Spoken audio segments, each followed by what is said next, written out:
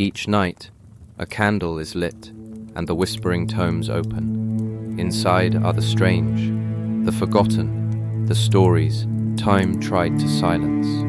Some say history is written by the victors, but here the lost are given voice. Breathe deeply and follow me into the hidden chapters of history.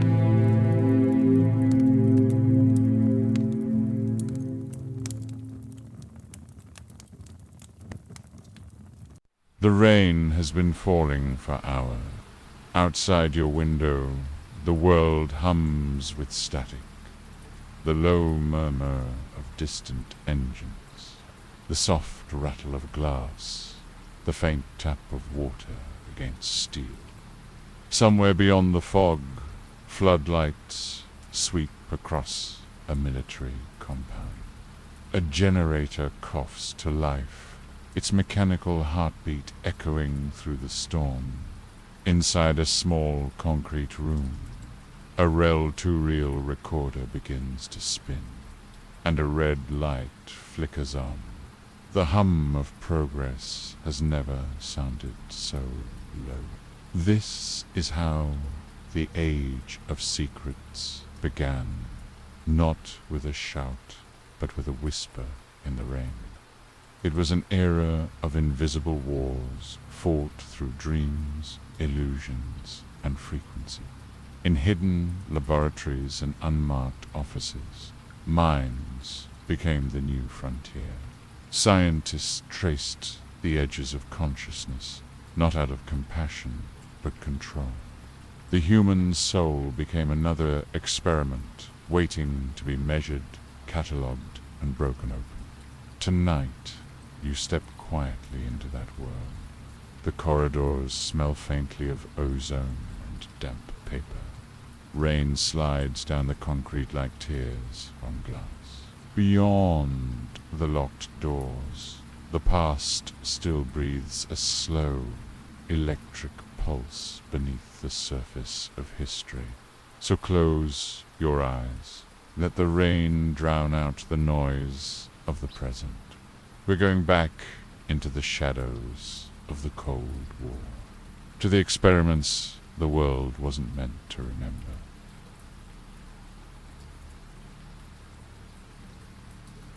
The corridor that never sleeps. You wake beneath red emergency lights that never turn off. The air hums steady as a power station, thin with ozone and something older magnetized dust, perhaps. The clock on the far wall says 1953. The smaller clock beside it insists on 1962. Both tick at once, out of step. The sound is like two hearts trying to share a body. Along the corridor, reels spin on metal tables. Their ribboned spools whisper through small brass mouths. The hiss is delicate, like steam from a kettle left unattended.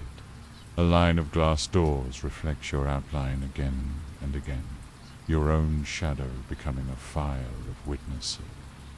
Someone breathes behind one of the panels, a soft, rhythmic exhale that might be rest or waiting. This place doesn't feel abandoned, only paused. Sleep hums here as if it were a current flowing through machines instead of minds.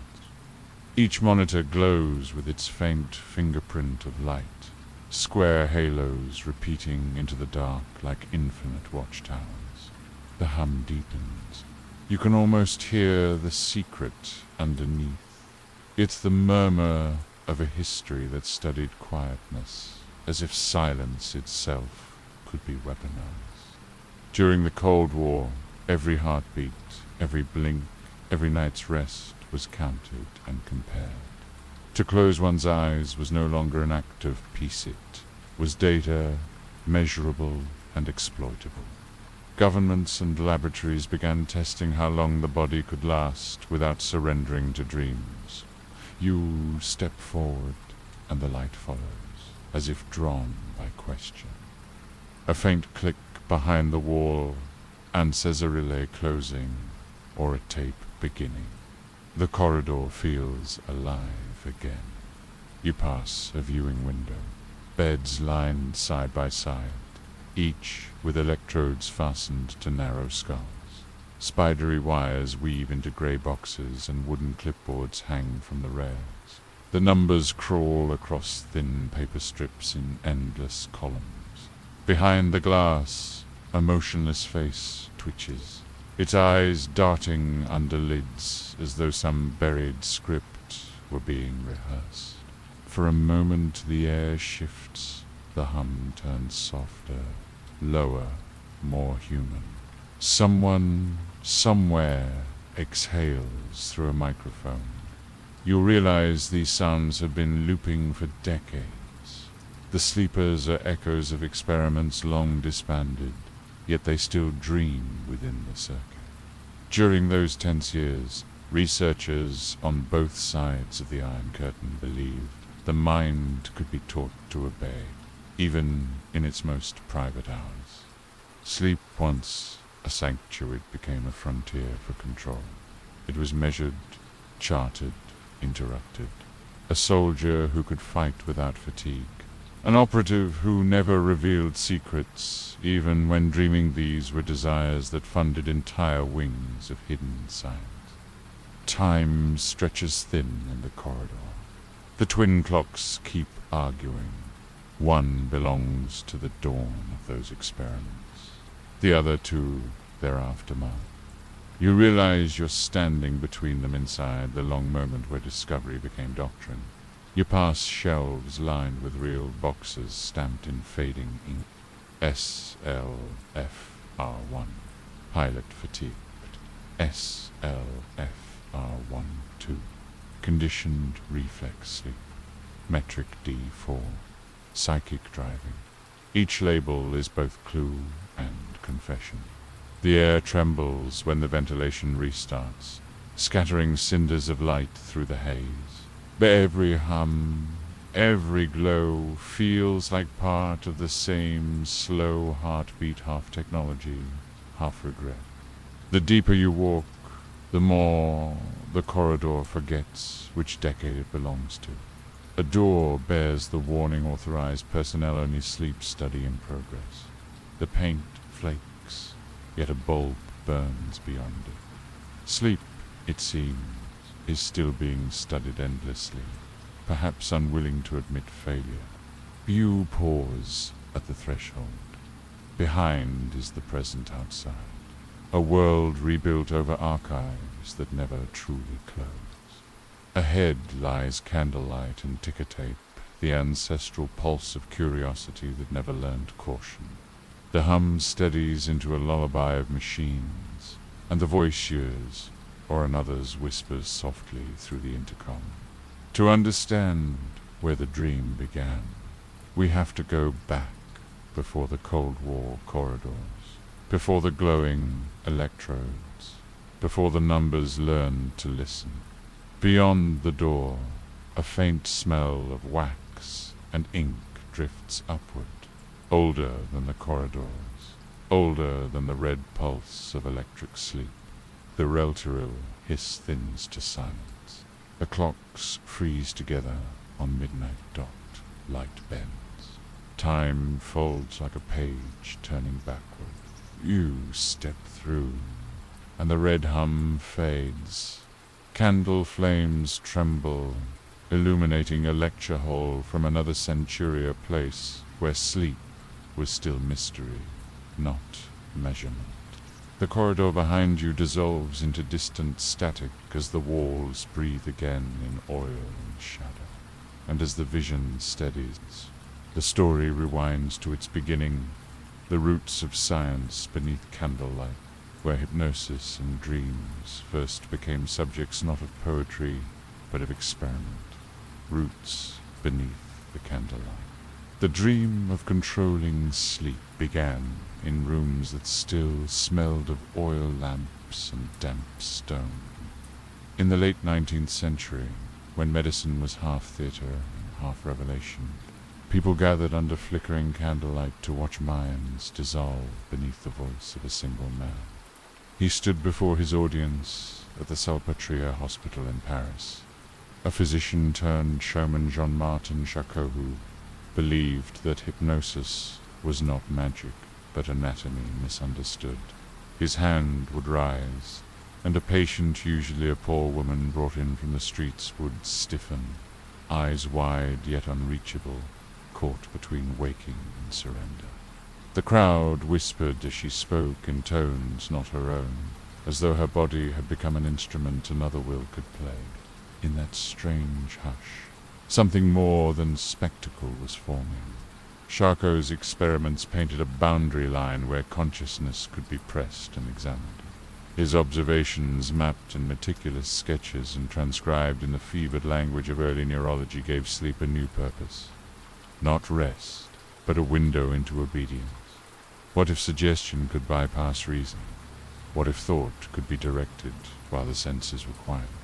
His lectures reached beyond Paris, translated in journals that smelled of ink and iron filings, spreading the idea that slumber might be structured like an experiment. Further east, another patient listener watched the same mystery through glass vials and conditioned bells. Ivan Pavlov, working in a cold St. Petersburg laboratory, studied dogs that drooled to the rhythm of metal. From saliva and sound he extracted the logic of reflex, a bridge between biology and will. When the dogs slept, their twitching claws echoed the signals he had trained into them while awake.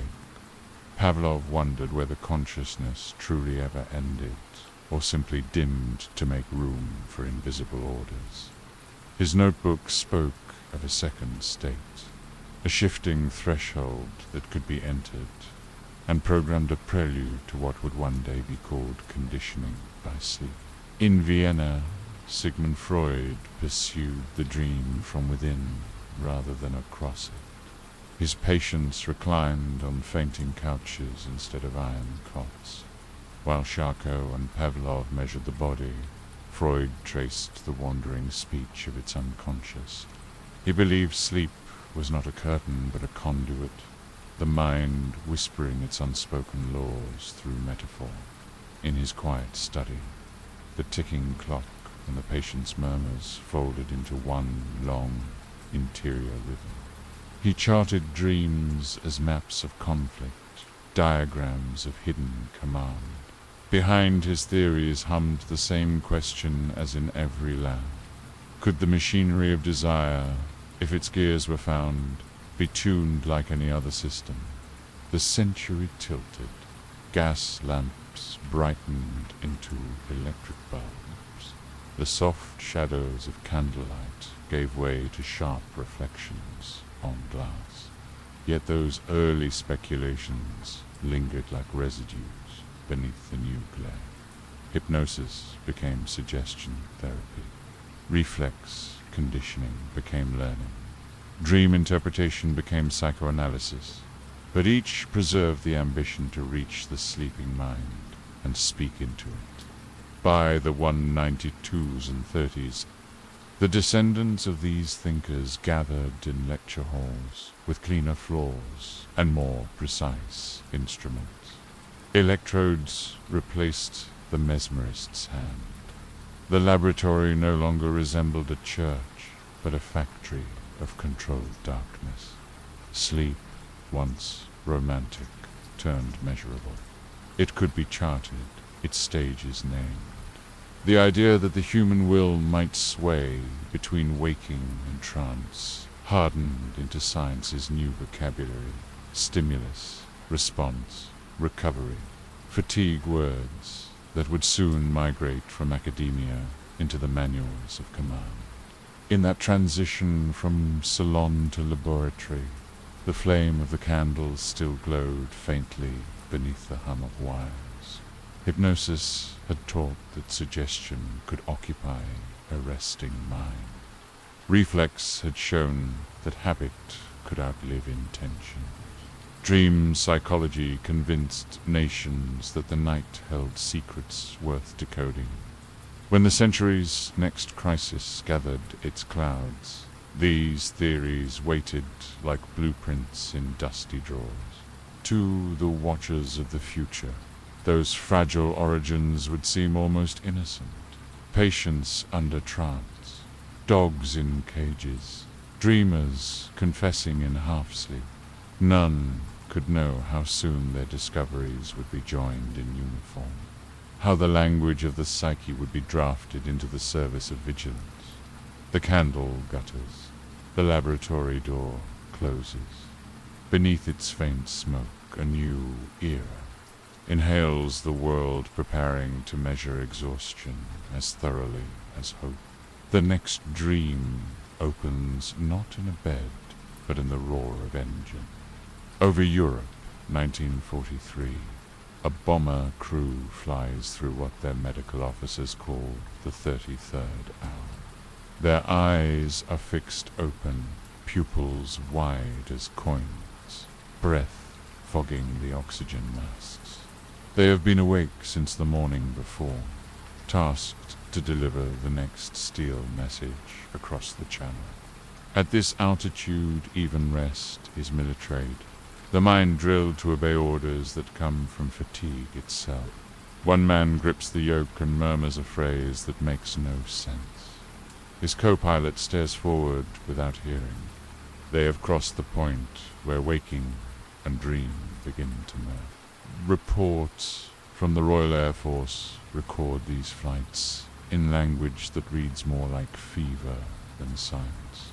Pilots describing clouds that turned to faces, dials that melted like wax under pressure, whole squadrons blinking out of radio contact because exhaustion arrived quicker than courage.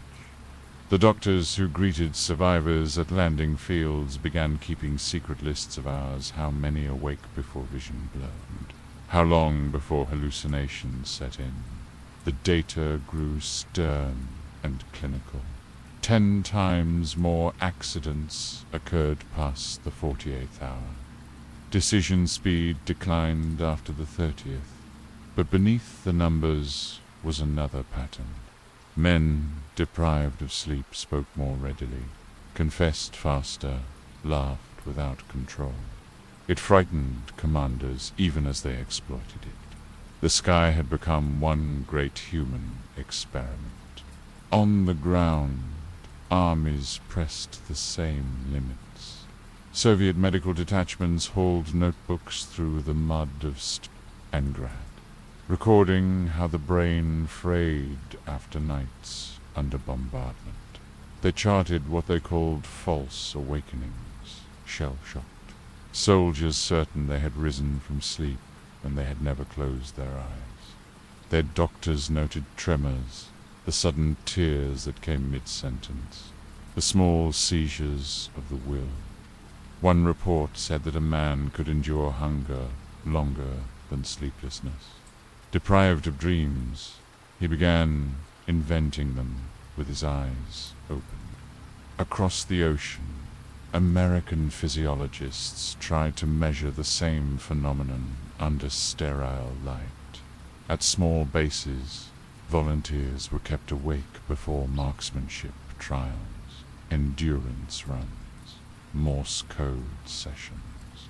Their mistakes mounted in predictable rhythms, like tides. Yet when they were asked afterward what they remembered, many described moments of piercing seconds, when fatigue unlocked thoughts they hadn't known they possessed. Laboratory instruments caught tremors in their brainwaves that pulsed almost musically. Scientists began to suspect that sleeplessness didn't merely destroy, ordered reshaped it. A mind stripped of rest became pliable, suggestible, a medium waiting for inscriptions. Inkermen tents and briefing halls. The rumors returned in another form. Could interrogation become more effective if the subject was simply kept awake? Could forced wakefulness replace physical pain? No one admitted such experiments on record, yet their results crept like rumor into training manuals. Signs of degradation to observe, thresholds at which the subject would voluntarily confide. War turned every human limit into a metric, every hour without sleep into data. For civilians, blackout curtains and rationed nights mirrored the same lesson. Factory sirens dictated when workers rose, when they dozed. In the Soviet sphere, pollsters urged industrial vigilance as a patriotic act, the nation awake against its enemies. Americans spoke of round-the-clock production, a phrase that made insomnia sound heroic. When the bombers came, cities on both sides already knew how to function half-conscious. What began as necessity grew into obsession.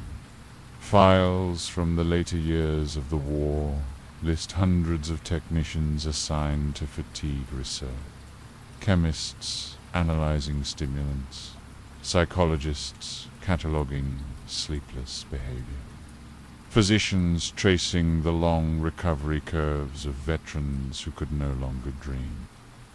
In their charts, the human body looks like a machine deprived of maintenance, its circuits sparking, its rhythm When the peace finally arrived, it was filled with men and women who slept fitfully, their brains still tuned to alarms.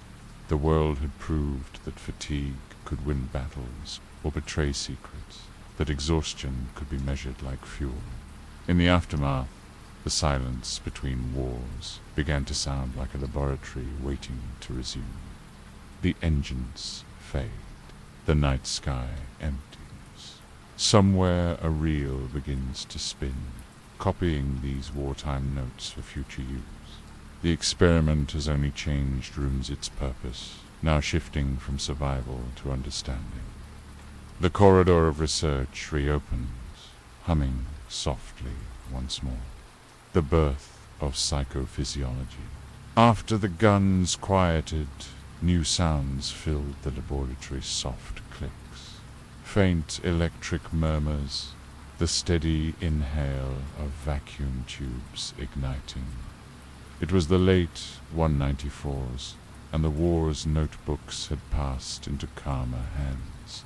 Physiologists, psychiatrists, and engineers began meeting in shared corridors, their fields no longer divided by language. Psychology studied mind, physiology studied body. Now, together, they built instruments nimble enough to trace both at once. They called it psychophysiology, a discipline measured in millivolts and tremors, across the universities of North America. Returning veterans volunteered for studies that promised no harm, only understanding. Electrodes dotted their scalps. Wires fed into oscillographs that pulsed like small hearts. The research question seemed simple. How does fatigue shape thought? But behind it lay deeper unease. The same governments that had chartered sleepless bombardiers now funded the science of recovery, hoping the data might prevent the next collapse or prepare for it. Small grants multiplied through military channels, with quiet footnotes such as human performance, cognitive assurance, stress resilience. The language softened what remained essentially an extension of wartime vigilance. In dim basements, reels turned through slow nights as subjects were asked to rest, to wake, to dream on cue. Each breath, each heartbeat, each involuntary twitch etched itself as ink onto moving paper. For the first time, scientists could watch the body negotiate sleep in real time waves like tides rolling across a single night. Researchers observed that recovery wasn't mere absence of work. It was its inverse rhythm, precise as any machine's calibration. Awareness ebbed, then reformed. Muscles entered patterns. Voices stuttered with periodic sighs. The human brain displayed intervals of symmetry that hinted at coded routine, automation built into rest itself. In Leningrad, physiologists raised beneath Pavlov's lineage searched the same problem through austere patience. They placed electrodes on tired factory workers, recording bursts of electricity that rippled through cortex and limb alike. Their reports spoke of protective inhibition, the brain's self-command to fall asleep after exhaustion, an act of order rather than surrender. Sleep became not contrast to control, but another form of it, a governor, a safety valve written in biology. Yet they also noted something unsettling. Under certain stimuli, a repetitive sound, dim light whispered instruction. Subjects drifted toward a semi-waking trance in which their reflexes could still obey. It blurred the line between therapy and condition. They called it induced rest. The phrase glowed faintly across paper like an open invitation. Meanwhile, at American institutes under military fellowship, electrodes shone brighter, dials steadier. Machines could now amplify brain potentials by 1,000-fold. Scientists talked of consciousness as circuitry switching states between excitation and quiescence. Never before had sleep looked so mechanical, a sequence of voltage changes that could, theoretically, be replicated. The mind, one researcher wrote, reveals itself best when it relinquishes control. So the body of the 20th century learned to narrate its dreams through light. A green trace on graphing paper replaced the language of introspection. What these tracings promised was an astonishingly simpler way to predict exhaustion before failure, to guard the citizen, the pilot, the worker from collapse. But what they suggested went further. If rest could be described by numbers, perhaps it could also be directed by them. The century's fatigue had found its mirror sleep observed until it became command.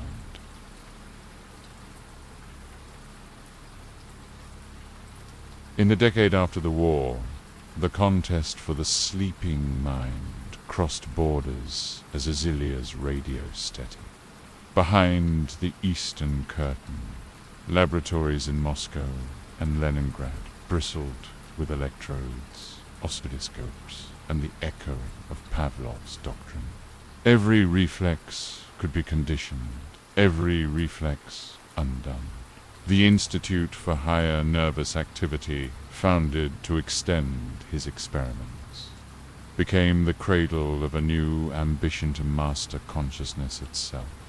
Researchers there spoke of controllable rest, a state between waking and sleep where suggestion reached deepest. The phrase sounded medical but carried political voltage. If waking thought could be trained by pause and repetition, perhaps entire populations could be studied the same way. But so the Soviet films that documented these trials never claimed cruelty. They showed white coats, still faces, monitors blooming in grayscale. In one reel, the subject reclines as a metronome ticks. A voice counts backward through a haze of echo. The man's eyes flutter but never open. The report below the film explains conditioned reflex sleep, a trance maintained by rhythmic stimulus in which words could be implanted and recalled. At conferences, the language was careful, terms like restorative inhibition, guided fatigue, speech before waking, but Western translators noticed the undertone. The boundary between recuperation and reprogramming had nearly vanished.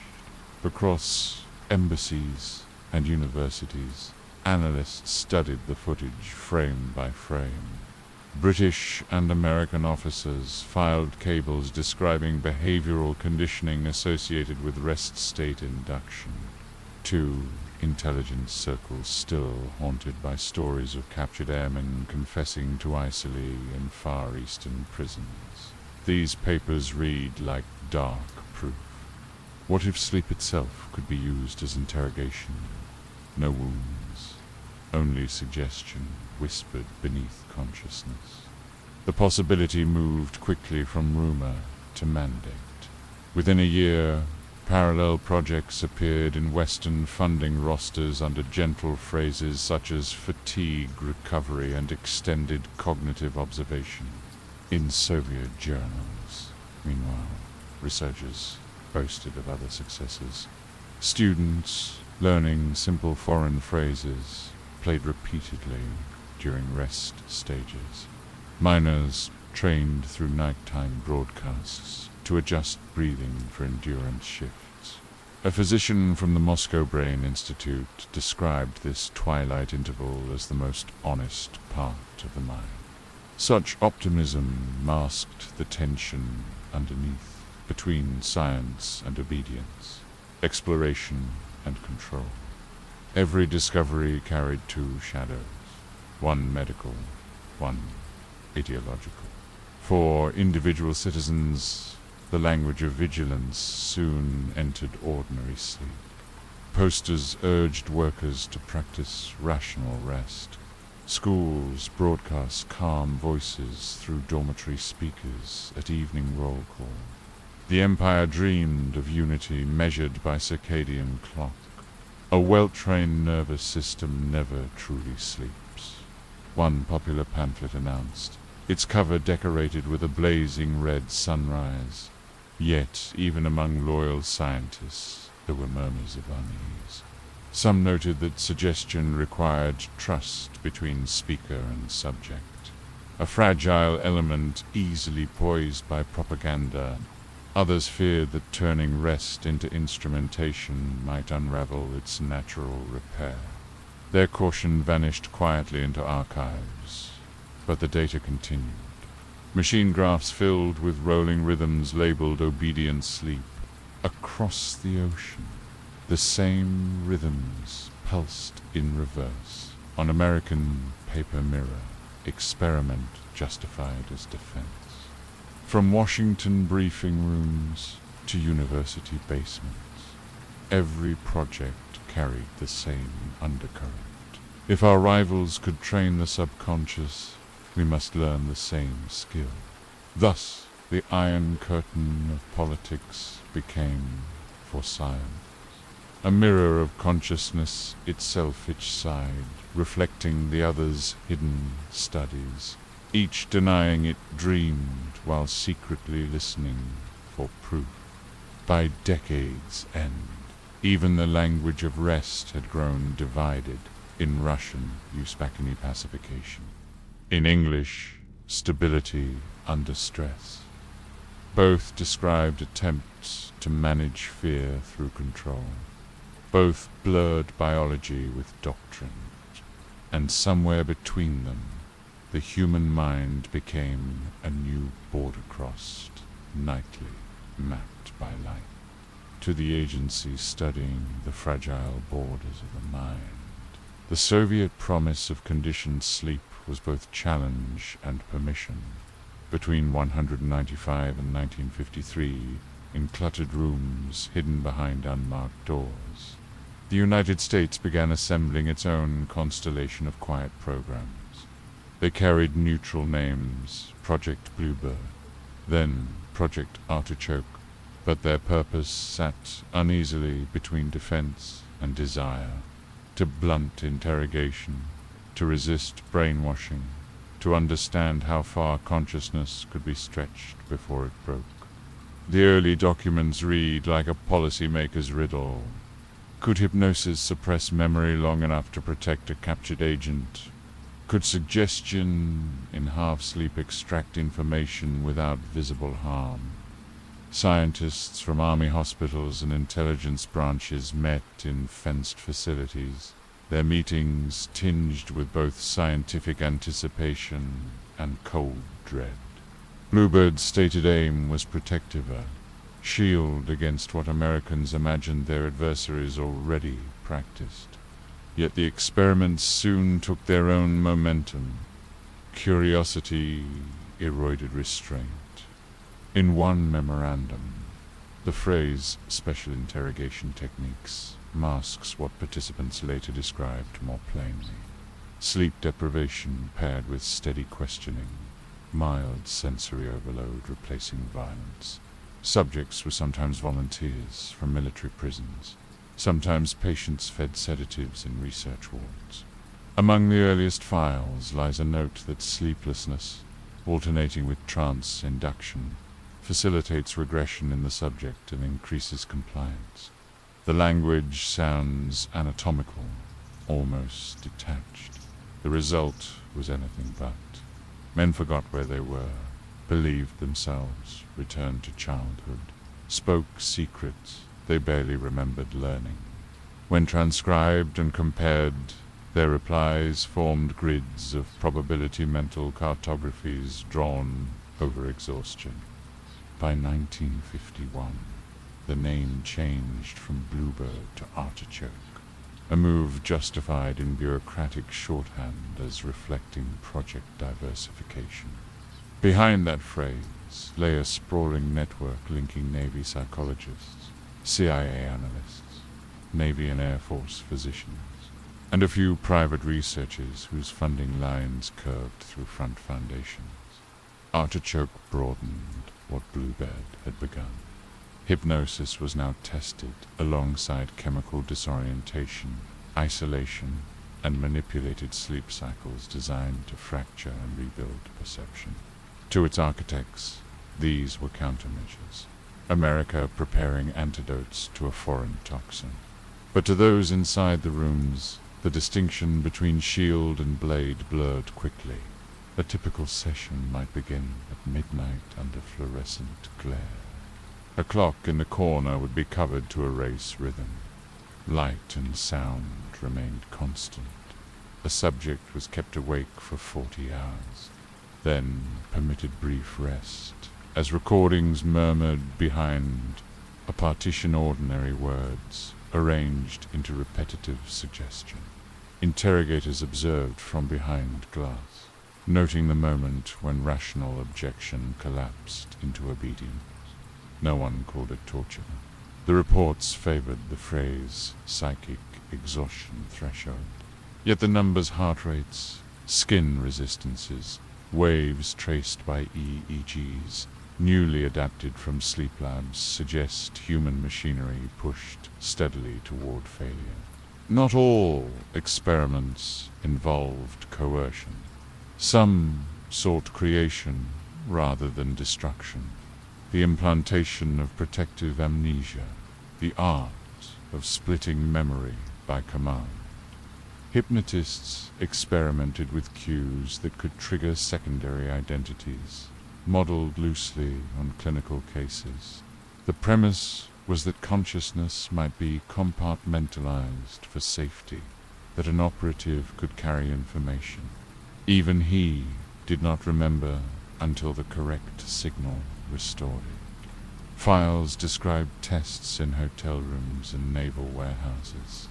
None achieved precision, yet the possibility lingered like static, that thoughts could be coded into the rhythm of rest. These pursuits flourished in secrecy, their moral limits shielded by language. Memos speak of defensive necessity, controlled stress motifs, semi-conscious inquiry. The reports reach for scientific dignity, passing obedience into stages, dosing responsibility in micrograms. But between the margins, fear breathes plainly. Investigators believed that somewhere, in some communist basement, similar trials were already perfecting the technique. The only protection, they argued, was to master it first. Meanwhile, the surrounding world snored on, oblivious. Commuters read about propaganda and loyalty oaths while, beneath the headlines, technicians calibrated strobing lights and sleep cycles. Over half of the artichokes of Progus concerned fatigue. How long a person could stay awake before moral and cognitive collapse. In these tables, humanity looked methodical, almost mechanical, stripped to a sequence of endurance curves. Sleep ceased to be comfort. It became a boundary line to probe, By 1953, the separate branches chemical, psychological, hypnotic were judged too entangled to manage. A single title would soon gather them beneath what officials called comprehensive behavioral research. Before the ink dried on the last Artichoke memorandum, approval arrived for its successor. The new emblem was colder, simpler, a pair of initials that would stretch across decades of debate culture. Thus, the lamp over Bluebird's final desk flickered out. The papers it left behind whispered less about patriotism than about fascination. Not how to protect men from manipulation, but how far the mind's fatigue could be bent before it forgot resistance. Sleep had become strategy, consciousness, terrain. And somewhere in those file drawers, the boundary between care and coercion finally shut like a closing eyelid.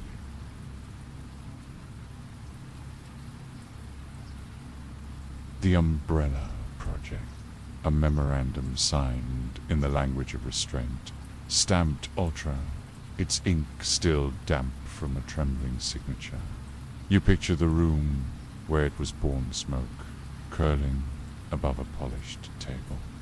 The faces of men who believed they were safeguarding freedom by dissecting the human will. They called it the Umbrella Project, though the name that endured was colder, shorter, and already mythic, M-Cultra. Under that umbrella spread more than 100 sub-projects, each one a filament of curiosity disguised as defense. Universities, hospitals, prisons, even private clinics found themselves funded by invisible grants whose origins blurred beneath layers of bureaucracy. The goal was never declared outright, only implied to know how the mind could be entered, altered, or erased without the subject's consent. The laboratories multiplied like shadows after lightning. In basements, patients were dosed with substances that glowed faintly in the dark. In offices, psychologists rehearsed new vocabularies: dissociation, behavioral drift, cognitive collapse. Every file folder carried both promise and apology. What could be learned if memory itself could be dissolved and rewritten? In Montreal, New York, and San Francisco, test subjects slept under ceilings lined with microphones, their dreams interrupted by loops of recorded speech. The recordings spoke of calm, obedience, renewal phrases meant to rebuild shattered psyches, but used to test endurance instead. The reels spun through nights that blurred into weeks. Some participants awoke not knowing their own names. Others never fully awoke at all. The official phrasing was psychic driving, a term as benign as it was brutal. It meant the attempt to overwrite one mind with another through repetition, deprivation, and sleep manipulation. The data read sterile, but between the lines the paper seemed to sweat. In one facility, electrodes blinked over volunteers kept sedated for months while their senses were starved. The doctors called it depatterning, a word borrowed from electronics, as though consciousness were circuitry that could be cleared and reprogrammed. Elsewhere, agents tested combinations of drugs and hypnosis to blur recollection, hoping to build subjects immune to pain, loyal without memory. The umbrella widened. The rain of funding fell quietly through front foundations and academic fellowships. Many of the researchers never knew whose umbrella they stood beneath. They wrote progress reports in clinical prose about temporary amnesia, enhanced suggestibility, long-term disorientation. Each phrase sounded like weather passing, harmless until you looked closer and saw the ruined skies it described. Across the ocean, Allied intelligence agencies mirrored the same ambition, exchanging sanitized results through diplomatic channels. Sleep remained the central mystery, a border where suggestion crossed undetected, where truth could be coaxed or replaced. The sleeping mind is the open door, one directive read unsigned. Our task is to learn how to knock without waking the occupant. Yet even within the program, dissent flickered. A few physicians warned that the experiments produced only confusion, not control. That memory was less a file to be rewritten than a living tissue that scarred when touched. Their reports were buried beneath progress charts, their warnings footnoted out of existence. The reels kept turning. You imagine the corridor again, its hum older now, the bulbs dimmed to a permanent twilight. In one room, a subject murmurs under the influence of a drug identified only by number. In another, a technician marks time in half hours, recording changes in pulse and posture. Outside, the city sleeps, unaware that its dreams are being mapped against voltage and suggestion. For the architects of the Umbrella Project, the boundaries between science and secrecy dissolved completely. They had inherited the fears of a century and given them machinery. Each experiment promised control. Each result deepened uncertainty. The more they measured, the less they understood. Somewhere in the archives lies a note scrawled in the margin of a declassified transcript. Observation changes the observed. Perhaps the researcher meant physics, or perhaps he was admitting something else, that in trying to command the mind, they had entered it and were now unable to leave. The project continued through names and sub-numbers, its edges soft with secrecy. Only decades later would fragments emerge, files, misfiled, testimonies half remembered, voices replayed from reels that should have been erased. You stand once more in that long corridor of light, the hum gathering like distant thunder. The clocks disagree, again one insisting the experiment is over, the other refusing to stop. Beneath the umbrella, the rain still falls, steady and invisible, washing the borders between vigilance and obsession. The machines breathe on, unaware of history. Somewhere deep within their circuits, sleep has learned to listen. The flicker beneath the eyelid. 1953, again different room. Different kind of light. Chicago hums outside with the sound of streetcars and new televisions.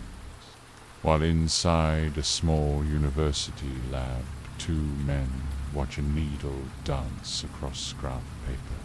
The machine before them is ordinary, its rhythm patient, almost tender. One man, Eugene Aserinsky, adjusts a wire attached to his sleeping son's temple. The other, Nathaniel Kleitman, scribbles numbers that will one day redraw the map of human race. They are not spies or soldiers. They do not know that their quiet experiment will one day echo inside interrogation rooms and intelligence briefings.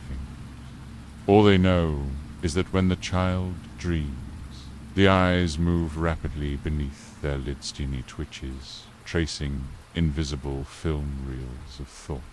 The discovery feels innocent, even luminous. REM sleep becomes a doorway between body and mind, the first physical proof that dreams leave footprints. The charts show rhythms like ocean, tides, periods of stillness, followed by bursts of motion, each wave carrying its own temperature and tone. The researchers speak softly, in awe of their own revelation.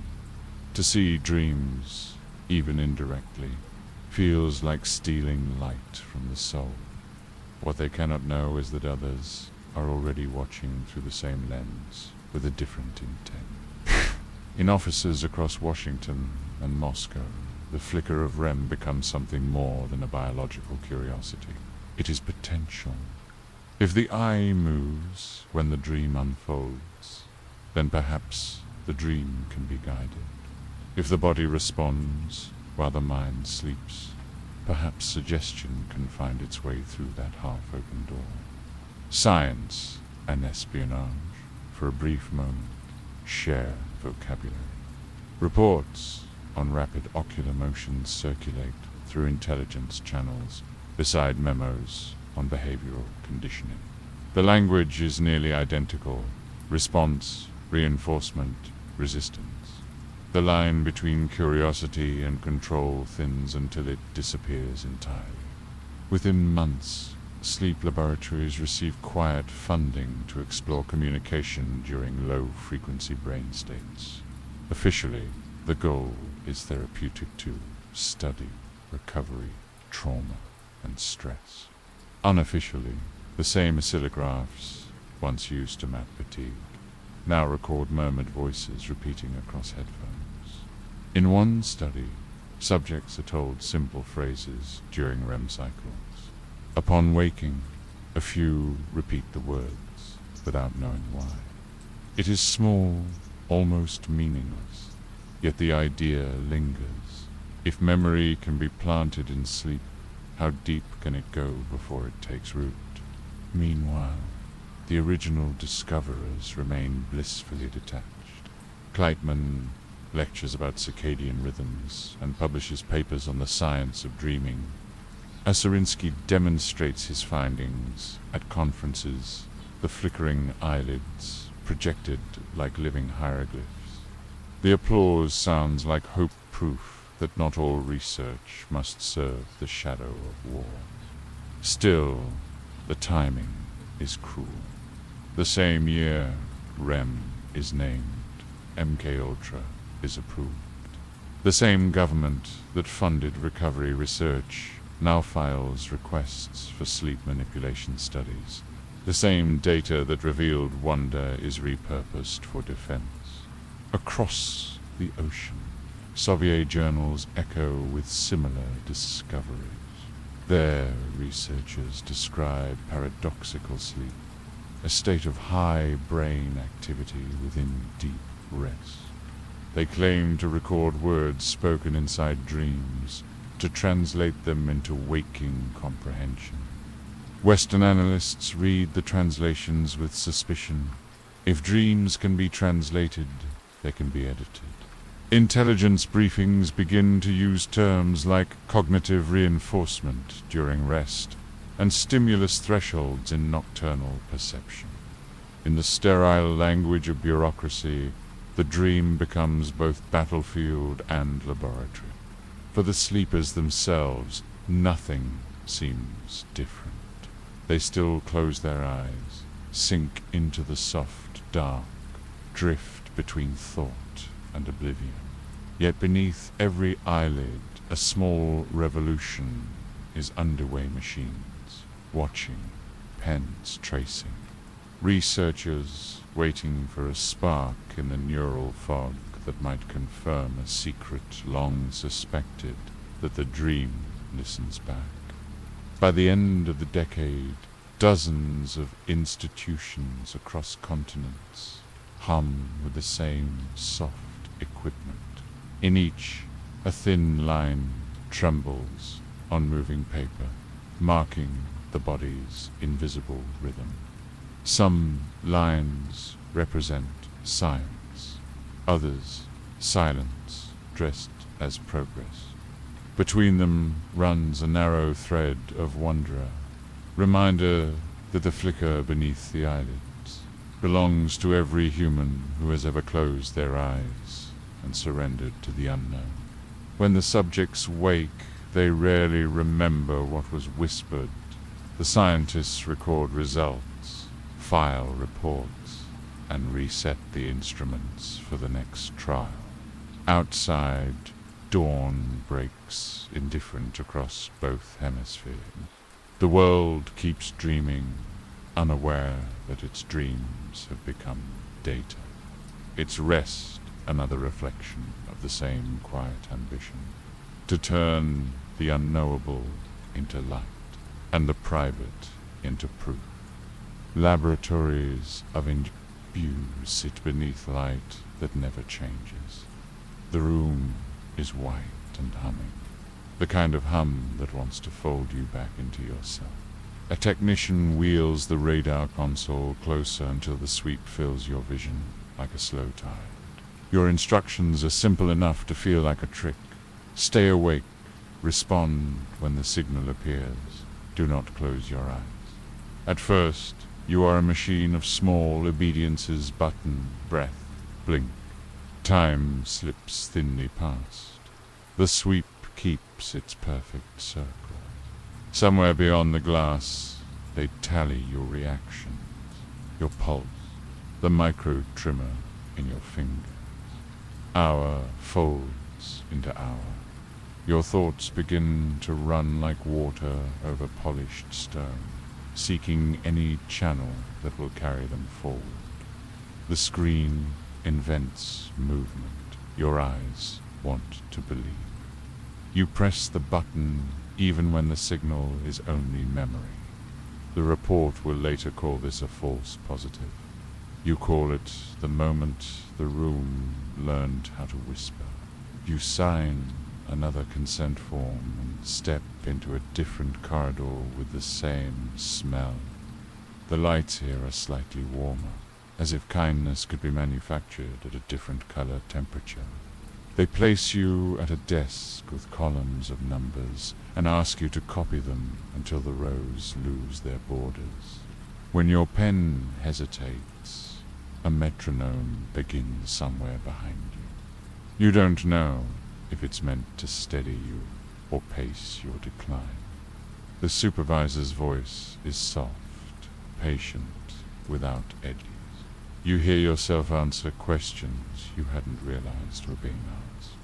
Later, they will describe your cooperation as enhanced responsiveness under cognitive load.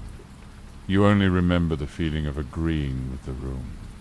You are moved again, a gentle procession through identical doors, and now the task is simple vigilance. Watch the light, count the tone, stay with us.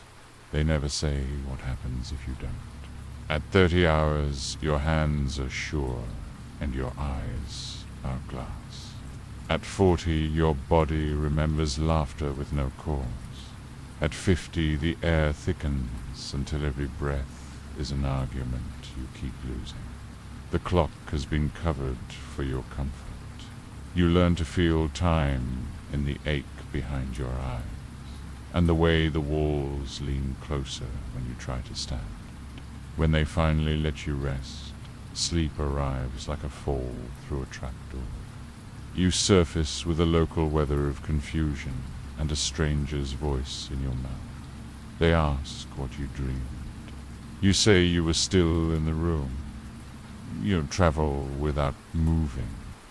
The lab's geography changes by the labels on the binder's human performance, attentional decay, operational readiness, but every corridor returns you to the same chair. You begin to notice the small rituals that guide you there, the measured water, the clipboard angled just so. The way the technician's smile never reaches her eyes. You decide these are navigational beacons in a sea built to erase direction. Outside these walls, they say, others are doing the same work under different flags. You picture another you in a mine head or a border post on the far side of a map, holding awake for reasons painted on a banner. The language changes, but the promise does not. Vigilance as virtue, sleeplessness as proof. You learn the taxonomy of your own unraveling. Irritability first, a thin wire across your patience. Then the tremor, the small rebellion of muscle against command. Then euphoria. Bright and useless, when everything seems possible and nothing can be done. After that, the room begins to decorate itself with shapes the machine cannot confirm, and you understand why the reports avoid simple words like tire. They prefer terms that sound like engineering degradation curve, compliance threshold, transitional cognition as if your mind were a circuit board that could be resoldered with light. You start to answer before the question settles. You start to agree because disagreement requires a kind of balance you cannot afford. Somewhere a pen scratches the phrase, subject demonstrates openness. You feel transparent enough to be pulled. You notice, too, the economy of mercy. When they flick the lights lower for a minute, gratitude floods so completely that you would sign anything to keep it. When they return the brightness, you find yourself leaning toward the next kindness, like a plant turning to a window. This, you realize, is part of the lesson. Deprivation writes its own commandments, and relief is the first law. They call the method soft pressure. You understand that softness is a function of comparison. The absence of sleep leaves no mark you can photograph, only the gentle collapse of borders that once kept your answers yours. When they finally release you to real darkness, sleep does not feel like rest so much as surrender. You drop through layers, the way a city elevator opens on empty sublabels no one told you about. In the morning, you are handed a survey that asks you to rate your well-being on a scale that cannot accommodate what the night has done. You check the middle box because the middle is where the questions end. The technician thanks you by your first name, as if the two of you have survived something together. In a way you have. You step back into the corridor and hear identical doors closing all the way down it, each ceiling in its own small weather of hum and breath and instruction. The world above will borrow the logic you've learned. Here offices lit past midnight, storefronts promising 24 hours, headlines that praise productivity as if it were devotion. You understand now why the lab calls this research. It is not just the body they are measuring. It is the culture they are building, one wakeful hour at a time. Somewhere in a file that will never meet daylight, your results will be graphed into a curve that pretends to be impersonal. But you know the truth the paper can't admit. Endurance isn't a number. It's a shape your mind takes when it is trying not to disappear.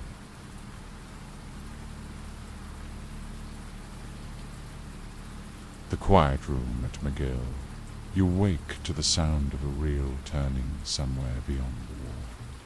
The air tastes faintly of antiseptic and dust, the residue of a hospital that has forgotten what healing means. A voice over the intercom reminds you to relax, though you were never tense until it said so. You lie in a narrow bed inside what they call the Allen Memorial Institute, a wing of McGill University in Montreal. You signed no consent form that you remember, yet your name appears on a clipboard at the foot of the bed, labeled Psychic Driving Patient 17. Wires curl from your temples like ivy, leading into a small box that murmurs with low voltage.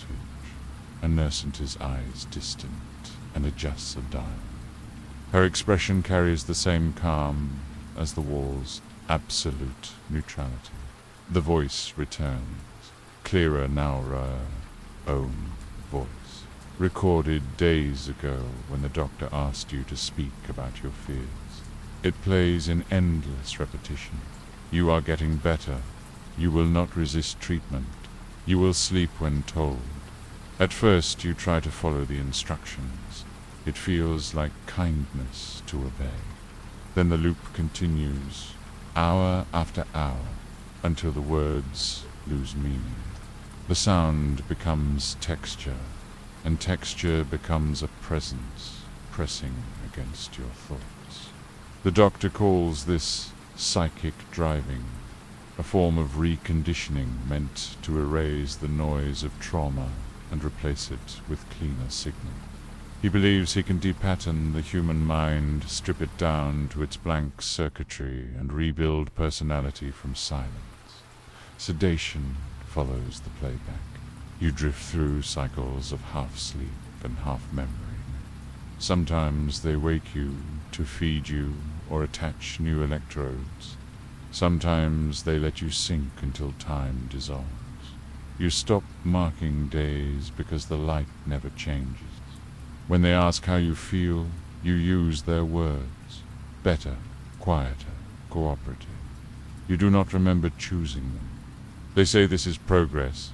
Outside the ward, the project's sponsors file neat reports under MKULTRA sub-project numbers, describing the results as promising.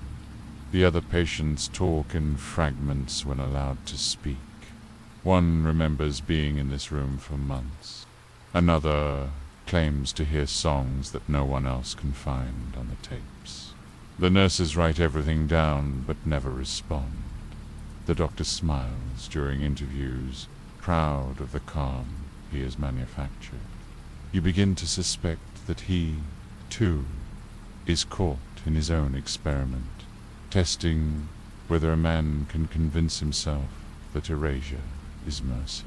When you finally leave, you are not the same. The city feels brighter, crueler, too loud to fit inside your skull. You see faces of strangers mouthing words from your own tapes. At night, when you close your eyes, you still hear the reel turning. It whispers sleep when told, and you do. Somewhere beneath the building, another voice begins to play, and another life begins to forget, conditioning the Soviet mind. You cross an ocean in your thoughts and arrive in Moscow, 1956.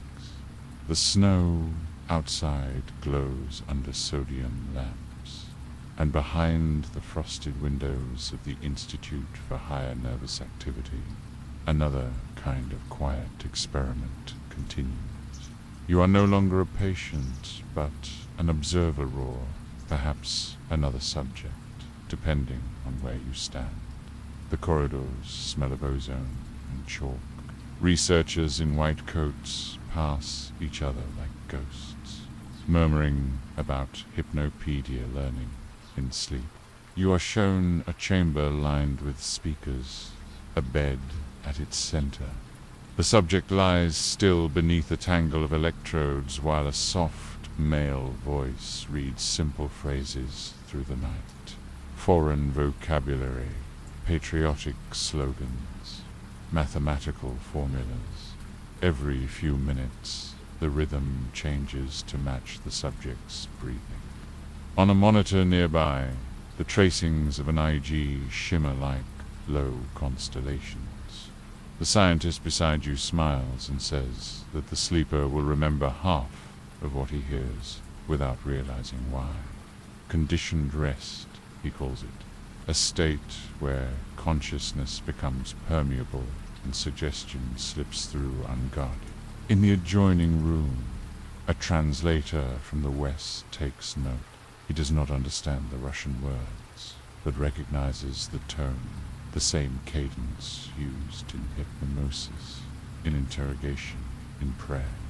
He writes that the procedure seems harmless, but feels like a sermon delivered to the unconscious. Later his report will reach foreign analysts who will underline the phrase behavioral learning during rest state exposure and send it to intelligence agencies already chasing the same idea. You watch as the scientist adjusts a dial and the voice slows, syncing perfectly to the sleeper's pulse. The air feels charged, as if language itself has become electric. On the wall hangs a banner. A well-trained nervous system never truly sleeps. The slogan is meant as motivation, but it lands like confession. You realize that this building, too, dreams, the whole nation dreaming one thought repeated through countless radios, classrooms, and loudspeakers. Stay vigilant, stay obedient, stay awake even while you rest. Later, in the cafeteria, you hear younger researchers argue quietly. One insists that suggestion is healing, that rest-state learning will create a more balanced citizen. Another mutters that too much control will make the human brain forget how to dream at all. Their words vanish under the hiss of the radiator. No one will write down their disagreement. Back in the lab, the sleeper twitches, murmuring a phrase you don't recognize. The scientist notes it with satisfaction. When the subject wakes, he will repeat the same words without memory of the night. You feel both wonder and dread wonder that such precision exists. Dread that it will not stay confined to this room. Bow side, the snow falls heavier. Through the window you glimpse antenna towers rising against the dark sky, each transmitting invisible patterns across the continent. Somewhere, someone is listening as they drift toward sleep, unaware that the voice in their dreams does not belong to them. Corporate dreams. Believe the laboratories of governments behind, but their ghosts follow you into the boardrooms. It is the late 1950s now, and the same language once whispered in research basements has learned to wear a suit. You stand inside a radio studio where an announcer smiles into the microphone and says, "This next melody will soothe you as you drift to sleep." Beneath the violins, another voice hums too low to notice phrases, measured for tone and timing, placed there by engineers who once designed military transmitters. They call it subliminal suggestion, and it sells records faster than confession. You walk past storefronts glowing with vinyls promising learn while you sleep, albums that play gentle affirmations through the night. The covers show resting couples beneath halos of sound, their faces calm and open, as if dreaming on command. The companies behind them quote real studies about REM and conditioning, the same ones funded quietly through defense grants a few years earlier.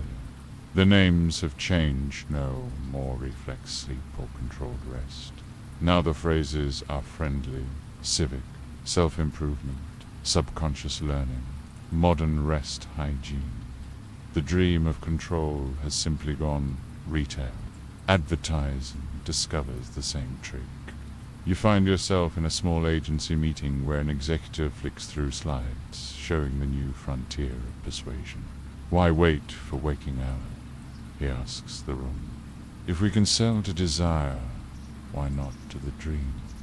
The slide shows a smiling woman asleep before a radio, the product name written in the waveform behind her head. The team nods. The client approves the budget. No one calls it an experiment anymore. They call it innovation. But across the Atlantic, similar projects hum under fluorescent light. A cigarette company funds research on auditory priming. A perfume brand tests olfactory recall during rest state exposure. A hotel chain installs hidden speakers in luxury suites to play soft voices through the night. You are safe. You belong here. The guests report better sleep, higher satisfaction, stronger brand loyalty. The data looks convincing, but you know the truth it isn't comfort they're cultivating. It's compliance. The line between lullaby and command has simply grown more melodic. You watch as universities host conferences where former military scientists present papers on consumer conditioning. The applause sounds cleaner now, untroubled by guilt. The same equations used to chart fatigue in pilots are repurposed to optimize shopping behavior. The research that once dissected obedience now shapes desire. Governments step back, corporations step in. The machinery of influence hums on without interruption. By 1962, sleep learning is a fad, a miracle, a joke. Magazines run smiling features about people mastering languages overnight, as if progress itself has learned to dream. You buy one of the vinyls out of curiosity and play it in your apartment. The voice tells you that you are confident, successful, unafraid. It loops until the words melt into the radiator's hiss. When you wake, you don't feel changed, only slightly rearranged, as if your own thoughts have been translated 1 degree off from where they used to live. Outside, the city gleams in new colors, neon pinks and chrome blues in the hum of ambition never quiets. Every storefront glows like a laboratory window. Every billboard is a soft command. You realize that the Cold War never ended. It just changed languages. The dream of perfect vigilance has become the culture's lullaby. You walk through it half awake, half suspecting that someone, somewhere, is still recording the data.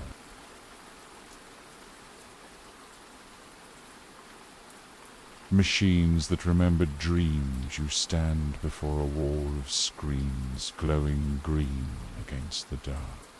The year is 1965, and sleep has become electricity. Electrocephalographs trace tides of thought in perfect lines, each crest and valley a language only machines can read. You are part of a team assigned to map those patterns, though you no longer remember who gave the assignment. The oscilloscopes bloom with moving light, and for the first time you see the shape of a dream rendered as data. Around you, technicians whisper about breakthroughs. One claims that the machines can now distinguish fear from joy by pulse alone. Another says that with enough samples, you could replay the dream itself, pixel by pixel, thought by thought. The room vibrates with the optimism of a new decade, the belief that if you can record a thing, you can control it. You lean closer to the glass and see your own reflection tangled in the light. The machine is watching you as much as you watch it. Across the hall, a group of engineers from NASA observes astronauts sleeping inside sealed parts. The project is supposed to ensure safety during long missions, but the data doubles as psychological surveillance. The astronauts know it too. One jokes that the only privacy left in space is when the eyes close. The laughter sounds like static. In the corner, a reel Turiel hums, collecting every breath. The Soviets mirror the same fascination. You read their translated reports, each diagram a mirror of your own, each claim slightly bolder. They speak of neural imagery capture, of dream state feedback loops. Their illustrations look like constellations, and you realize that both sides of the world have built telescopes not for the stars, but for the mind. Public fascination follows. Magazines print grainy photos of sleeping volunteers with wires in their hair. They call them pioneers of the inner frontier. A toy company releases a dream recorder for children, a novelty device that glows softly when it senses movement in sleep. The packaging claims it can remember what you saw while dreaming. Parents buy it for Christmas. The illusion of control has become a comfort all its own. In your lab, the data piles higher. Every dream recorded feels heavier than the last. The lines overlap until they resemble the veins of a single enormous brain spread across the world. You suspect that, taken together, they might tell a story, but no one has the patience or permission to read it. Funding shifts from universities to defense contractors, from defense to private investors. The old words return: optimization, prediction, behavioral modulation. Each report sounds cleaner, yet the hum beneath it is the same. One night, as the last reel finishes, you catch a flicker on the monitor, a pattern that looks like a pulse, repeating from every subject at once. You rewind, but the moment has already dissolved. Maybe it was coincidence. Maybe it was the dream watching back. You turn off the machines and listen to the silence they leave behind. It sounds like breathing. You realize, as you step into the hallway, that the laboratories have grown quieter, not because the work has ended, but because it has moved elsewhere into hospitals, offices, living rooms. Everywhere, screens glow through the night, and everyone, knowingly or not, sleeps under observation. The fallout of revelation. You are older now, perhaps, only in years, perhaps in faith. The hum has quieted, but it never really stopped. It's 1977, and the world has started prying open its own sealed drawers. You find yourself in a sanitarium room under fluorescent lights, the kind that bleach faces into confession. Boxes line the walls, filled with documents that should have been destroyed, but weren't memorandums, misfiled under harmless titles, receipts for things no one wants to remember paying for. The man at the microphone introduces himself as Admiral Stansfield Turner. His voice is steady, the kind of steadiness that comes from knowing he's too late. He reads from a report detailing human experiments conducted under MKO, health or drug trials, sleep studies, psychic driving, sensory deprivation. Behind him, cameras click like typewriters recording their own judgment. You sit among the spectators, watching senators shift in their chairs as if they, too, can hear the laboratories turning somewhere in the dark corners of government. Testimonies sound unreal patients who woke up in different cities, soldiers who forgot their own names, subjects who lost entire months to the hum of machines. Some weep while speaking, others smile faintly, as though the memory has burned out the part of them that still feels outrage. A journalist near you whispers, "This will change everything. You know better." Scandal has an expiration date. The public's shock will fade into fatigue, and the word classified will return to its natural habitat everywhere it isn't wanted. After the hearing adjourns, the corridor outside smells of paper and stale coffee. Reporters rush past, clutching copies of the summary report, highlighting the most cinematic crimes. The smaller horrors, endless wakefulness, whispered commands during sedation, barely earn a sentence. You stop beside a bulletin board where someone has pinned a photocopy of the directive ending "Ultra." The ink is bled through from the back, the reversed letters spelling out a message no one intended. It never ends, it only renames itself. Step into the sunlight and feel the world pretending to move forward. The newspapers call it closure. You think of the rooms you've seen, the ones without clocks, and realize that closure is only a kind of blindness. The machines may be silent now, but their children are already awake computers, humming in laboratories. Corporations studying the same curves of attention and compliance that once defined national security. The dream is too large to indict. It outlived the names of its architects, and it hums still beneath the static of the modern age. Folklore in the vacuum.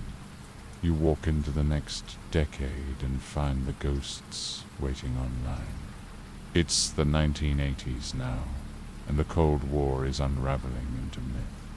The experiments that once hid behind locked doors are retold as campfire stories whispered through dial-up static. You read one on a glowing CRT monitor, the green text flickering across the black. The Russian sleep experiment. It describes men trapped in a sealed chamber, kept awake for 15 days by a mysterious gas. Their minds fracture, their bodies twist. They beg to stay awake even as they die. You know it isn't true, no scientist ever wrote those words, but the fiction spreads faster than any declassified file ever could. The story carries a familiar hum. You recognize its rhythm, observation, endurance, collapse. It's the old experiment resurrected in folklore's clothing, haunting the culture that birthed it. People share it because it feels real, and in a way, it is. Every era inherits the nightmares it tried to bury. When a secret grows old enough, it starts calling itself a legend. You scroll through forums filled with fascination and disbelief. Some users dissect the details. What kind of gas? What kind of facility? How long before madness sets in? Others argued that it's an allegory, proof that humanity's hunger for control always ends in self-destruction. You think both answers are right. The story works because it sits precisely where history and horror meet, half truth, half echo, beyond the screen. Real science continues its quieter work. Neuroscientists refined imaging technology, mapping dreams with more precision than ever. Their language is gentler now. Sleep architecture, circadian rhythm modulation, recovery states. Yet beneath it all, you hear the same pulse, the belief that every mystery can be measured, that knowing the shape of a thing is the same as mastering it. You watch documentaries about lucid dreaming and sleep training, their soft narration promising control through surrender. You can shape your dreams, the voice says. You can build them as you please. You remember the men who once said the same thing about obedience. By the 1990s, the internet becomes the new archive of fear. People trade scanned pages from declassified MKUltra documents beside stories of ghosts and urban legends. The line between evidence and imagination blurs until it disappears. You realize that this, too, is an experiment, millions of minds testing the limits of belief in real time. Somewhere between the pixels and paranoia, the dream has learned to feed itself. And when you shut down the computer, you still feel it humming behind your eyelids. The old corridors, the red lights, the reels turning without end. History has turned itself into a loop, whispering its own mythology through the glow of modern screens. You tell yourself that what you've read is only fiction, but deep down you understand. Every myth begins as something someone was once afraid to explain. The return of observation. You wake again beneath a different kind of light. It is no longer red or fluorescent, but bluth glow of screens. The hum is softer now, domestic. It belongs to routers and sleep trackers and phones charging beside every bed. You are living inside the century the old scientists imagined, though you never asked for it. Every night, millions of bodies surrendered asleep beneath the watch of machines. Every breath, every turn, every pause, in rhythm becomes data and inheritance from the corridors that came before. You check your own device before bed. It tells you your sleep efficiency for the week, 87%. The number feels like judgment. You wonder when rest became a competition. The sensors promise health. But their quiet measurement carries the same hunger that once filled secret labs, the desire to make the unconscious obey. You try to remember the last time you slept without something watching. In modern laboratories, the old electrodes have been replaced with halos of light. You walk through one, visiting for a study. The air smells of plastic and coffee, not fear. The researchers are kind. They call it polysomnography, dozens of signals layered together to reveal the orchestra of your rest. Their monitors show bursts of color mapping dreams in real time. When you ask what they're seeing, one smiles and says, "You're exploring a garden." You close your eyes tighter and almost believe her. Artificial intelligence translates the brain's pulses into images. Now, you watch as the machine renders a crude flower on the screen, a dream seen by both sleeper and sister. The others clap softly, charmed by the novelty. You feel something colder. You remember the old rooms, the reels, the men who once whispered through the walls. The hum hasn't vanished, it has evolved. It no longer commands or coerces. It invites. It calls itself wellness. The scientists speak of ethics, of privacy, of consent.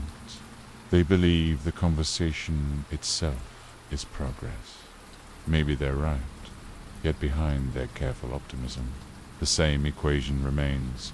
Information equals control.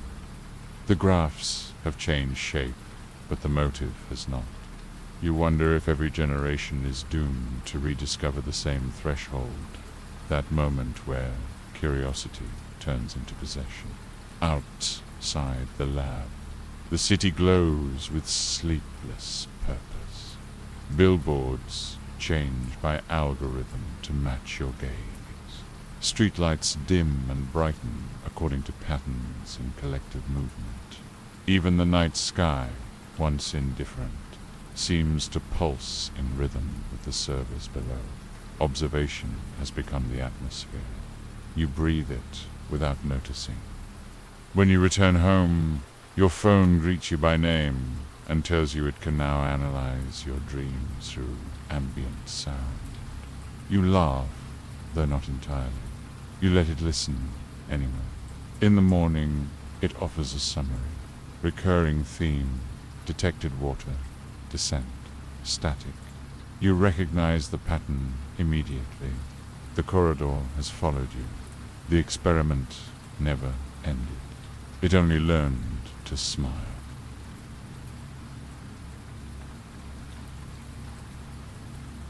Reflections in machine light.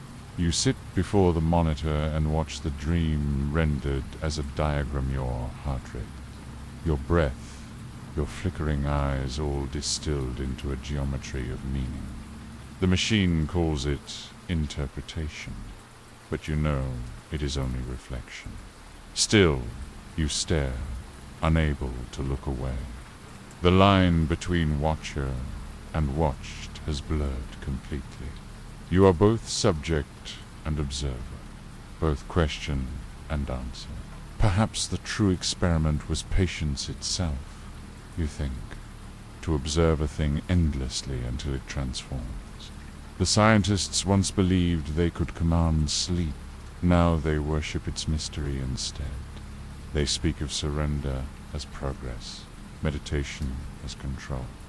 You smile at the irony, how the language of vigilance has been repurposed for calm. Every decade repaints the same obsession, only softer around the edge. You stand and walk to the window. Outside, the world glows like a neural network, each streetlight a signal, pulse. Somewhere in that lattice of light, the machine dreams of you. It calculates when you will sleep, what you will buy, what you will believe. You are a continuation of its experiment, the living archive of every measurement ever made. In that moment you feel the same serenity and unease that haunted every researcher before you. To know something deeply is to risk becoming it. The hum through the glass vibrates with the same old cadence, half lullaby, half warning. You imagined the ghosts of the early laboratories leaning over your shoulder, watching the reflection of their work in the city's glow. They have achieved their goal after all, a world that measures itself by light. You close your eyes, but the brightness remains. The after-image burns through your lids, tracing grids of blue and gold across the dark. You understand now that control was never the point. It was curiosity, dressed in armor, fear disguised as discovery, and maybe in their quiet way. They were right. Sleep and wakefulness are not opposites but mirrors, reflecting the same hunger to know. The hum softens into silence. You see your reflection in the screen, moving, translucent, endless. It looks back with the calm of something that has already been recorded. The corridor revisited you, returned to where it began.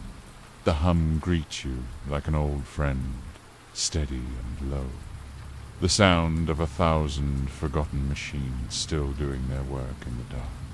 Dust lies thick across the floor, but the red lights still burn older, dimmer, patient. You walk the same corridor where time once fractured, where clocks disagreed and dreams were catalogued. The air is colder now, thinner, as if the place has been exhaling for decades. You reach out and brush your fingers along the wall. It's warm, faintly alive. Somewhere beneath the surface, a current still moves, carrying echoes of every voice that ever spoke here. You remember them all, the subjects whispering into microphones, the doctors chasing obedience through sleepless nights, the engineers who mistook vigilance for virtue. Their words have faded, but their rhythm remains. It hums in the wiring, in your pulse, in the quiet space between thoughts. You step into the viewing room.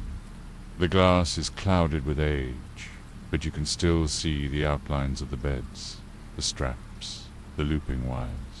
One chair remains upright, waiting. On the console before it, a reel sits threaded through an old machine, its label half peeled, SLFR, one pilot fatigue. You press play without knowing why. The tape spins, whispering static that almost forms words. The sound is familiar, though you cannot place it. Then you realize it's breathing. The machine is playing back the room itself, the last exhale of the experiment. The lights flicker. For a moment you see the ghosts of the old researchers reflected in the glass. They look neither triumphant nor guilty, just tired, as though they've been watching this moment approach since the first switch was thrown. You whisper to them, asking what they learned. The silence that follows is long, heavy, absolute. Then, as if the building itself answers, the hum deepens and shifts tone. It feels like an apology. You walk back toward the entrance, past the doors marked authorized personnel only, past the coils of cable that no longer lead anywhere. The air tastes of metal and memory. You think of all the sleepers who pass through these halls, their dreams stitched into the archive like fragile threads. The records say they were test subjects, but you know better. They were the first reflections of a species trying to understand itself through surveillance. When you reach the threshold, you stop. The corridor stretches behind you like a vein through the body of history. It no longer feels haunted, it feels awake. You realize, suddenly, that the experiment was never about control. It was about endurance, about seeing how long the human soul could keep dreaming under watch. You close your eyes and listen. Somewhere in the distance, a single tape finishes, the reels slowing to a stop. The hum lingers, and for the first time, you understand it. It isn't a warning, it's a heartbeat. Epilogue, the dream watcher's back. You sit in the dark. The machine's finally quiet. The world outside has changed beyond recognition, yet the sound inside your skull is the same steady pulse that began here. You breathe, and the air feels shared, as though every sleeper across time exhales with you. You think of the endless corridors, the laboratories, the glass rooms, the whispered commands. You think of how every attempt to master sleep led only deeper into its mystery. The dream, you realize, has been watching all along. Every electrode, every camera, every line of data was never observation in one direction. The moment you tried to record the mind began recording you. The archive has been mutual, an echo chamber of curiosity and fear. You were never the scientist nor the subject alone. You were both and always will be. You picture the reels turning again, not in secrecy now, but in understanding. The hum returns, softer, cleaner, almost human. You imagine it spreading through walls and wires, through satellites and signal towers, until it becomes the planet's lullaby. Humanity breathing in sync, half asleep, half awake, dreaming of control and finding only reflection. When the eyes close, you whisper to no one in particular, no government can follow.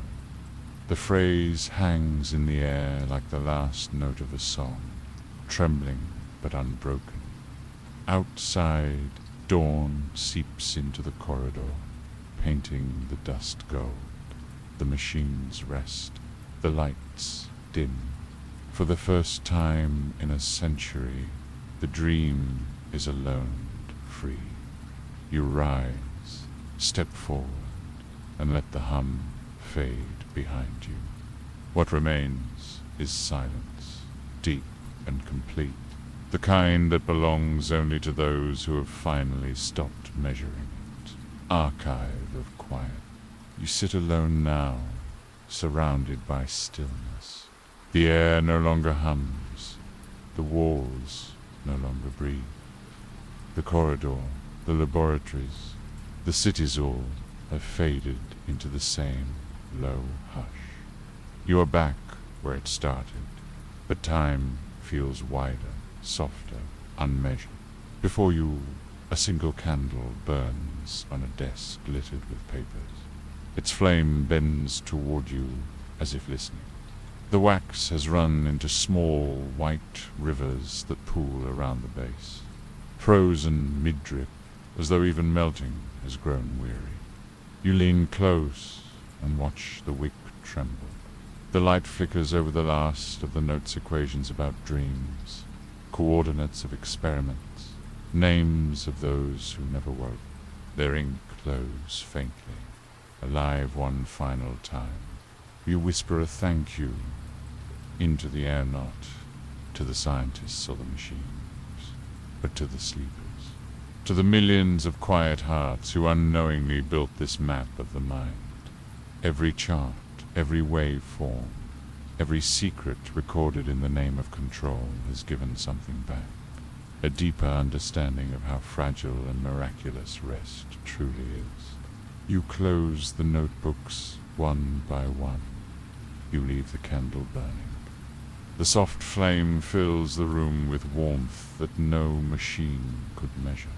In its glow, you imagine every experimenter, every dreamer, every subject gathered here in silence, no longer divided by fear or ambition, only by the shared need to finally sleep. Outside, the wind sighs through the corridors. The dust settles. The hum dissolves into memory. You can feel the world turning again, slower this time, as though it too is drifting toward rest. You stand, taking one last look at the candle. "Thank you for listening," you whisper. The words carried by air, older than electricity. Thank you for keeping